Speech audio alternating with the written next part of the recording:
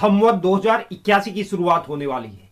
बीते हुए संवत्सर का नाम पिंगल था, जिसके अनेक प्रकार के प्रभाव हमें पिछले वर्ष में देखने को मिले। अब वर्ष 2024-25 में यानी कि संवत 2081 का नाम क्या होगा? इस बार राजा की पदवी किसके पास रहेगी और मंत्री पद किसके पास रहेगा?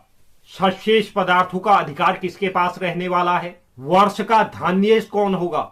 वर्षा का अधिकार किसके पास रहने वाला है? रसेश निरशेष फलेश पदार्थों का स्वामित्व किसके पास रहेगा? इस वर्ष में धनेश और दुर्गेश कौन होंगे? और जिन भी ग्रहों को इन सब क्षेत्रों का कार्यभार दिया है, उसके अनुसार इस वर्ष में किस प्रकार के परिणाम प्राप्त होने वाले हैं, इन सब विषयों पर हम इस वीडियो में चर्चा करने वाले हैं। तो आप वीडियो के अंत तक मेरे साथ बने रहें और जो नए व्यूअर्स चैनल पे हैं, चैनल को आप जरूर सब्सक्राइब कीजिए, साथ ही साथ बेल नोटिफिकेशन भी ऑन कर लीजिए, जिससे चैनल पर अपलोड होने वाली हर एक वीडियो का नोटिफिकेशन आपके पास सबसे पहले पहुंचे। और आप वीडियो को लाइक और शेयर भी जरूर करें। तो चलिए जानते हैं संवत 2081 के मंत्रिमंडल का समस्त लेखा जोखा। सर्वप्रथम बात करते हैं हम संवत्सर के नाम से। इस बार का जो संवत्सर रहेगा उसका नाम कालयुक्त है। कालयुक्त नाम के संवत्सर के प्रभाव से प्राणियों के सुखों में जरूर वृद्धि होगी और अन्न उत्पादन भी इस वर्ष अच्छा रहेगा। हालांकि रोगों के अधिक फैलने की संभावना है। इस वर्ष दूध घी आदि के उत्पादन में वृद्धि होगी। वृक्ष पुष्प से भरे रहेंगे। साथ ही वर्षा भी इस बार अच्छी रहेगी। फसल भी अच्छी होगी।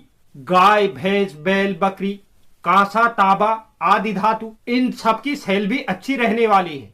लेकिन इस वर्ष अन्न संग्रह करना चाहिए। अगर बात करें राजा की, तो संवत 2081 के राजा मंगल देव को बनाया गया है। राजा मंगल होने के कारण इस वर्ष अग्नि भय, जनहानि, चोरों का आतंक, राजाओं में विग्रह यानी कि दो देशों के बीच टकराव, प्रजा में व्याधि, वियोग, पीड़ा आदि से दुख और इनका प्रभाव वर्षा को कम करने का कार्य करेगा। जबकि संवत्सर के परिणाम में वर्षा अच्छी होगी, लेकिन राजा मंगल के प्रभाव में यह वर्षा को कम करने का कार्य करेंगे। वहीं इस बार मंत्री पद शनि ग्रह के अधीन है। अगर शनि मंत्री होते हैं तो राजाओं में नम्रता न रहने से उनके व्यवहार से प्रजा अत्यंत दुखी होती है। शनि भी अपने प्रभाव से वर्षा को कम करवाते हैं।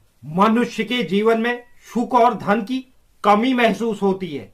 वहीं सशेष का अधिकार यह भी मंगल ग्रह के ही अधीन है। अगर मंगल सशेष होते हैं तो हाथी घोड़े गधे ऊंट और गाय बैलों में रोग बढ़ता है, वर्षा की कमी लाते हैं। जौ गेहूं चावल आदि की खेती नष्ट होती है। वहीं संवत 2081 में धान्येश का अधिकार सूर्य ग्रह के अधीन है। अगर धान्य सूर्य होते हैं तो पीछे होने वाली फसल नहीं होती है। राजाओं के बीच युद्ध बढ़ते हैं। धान्य चीजों में महंगाई बढ़ती है। ज्वर आदि लोगों से लोग पीड़ित रहते हैं। वहीं संवत 2081 के जो मेघेश है, वह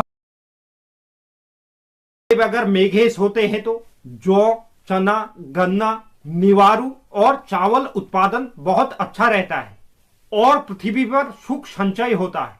रसेश पदार्थों की बात करें तो संवत 2080 में रसेश पदार्थों का अधिकार गुरु ग्रह के पास है। यदि गुरु ग्रह रसेश का अधिकार लेते हैं तो यह प्रजा के लिए सुख की बात है। गुरु के रसेश होने के कारण तृष्णादि की उत्पत्ति अच्छी होती है। जन जन ब्राह्मणों की सेवा करने में तत्पर होता है।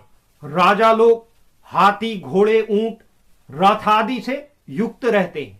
वहीं निरशेष पदार्थों का अधिकार मंगल ग्रह के अधीन है। अगर मंगल जिस वर्ष भी निरशेष रहते हैं, उस वर्ष मूंगा लाल वस्त्र चंदन तांबा और ऐसी ही अन्य वस्तुओं की दिन पर दिन मूल्यों में वृद्धि होती है। वहीं फलेश का अधिकार इस बार शुक्र ग्रह के अधीन है। शुक्र ग्रह अगर फलेश होते हैं तो पृथ्वी पर कोमल घास फूल फल आदि से पृथ्वी सुसज्जित रहती है और राजाओं को उत्तम भोग सामग्री मिलती है और धार्मिक कार्यों में भी वृद्धि होती है। वेद पाठ पारायण होते हैं। वहीं धनेश का अधिकार चंद्र ग्रह के अधीन है। चंद्रमा अगर धनेश होते हैं तो क्रय विक्रय में धन संग्रह होता है और वस्त्रशाली सुगंध तेल और घी का कार्य करने से लाभ होता है। यानी कि वस्त्र सुगंध वाले जो भी पदार्थ हैं, तेल या घी के कारोबार में लाभ की प्राप्ति होती है। राजाओं को सुख मिलता है। वहीं दुर्गेश का अधिकार यानी कि रक्षा का अधिकार शुक्र ग्रह के अधीन है।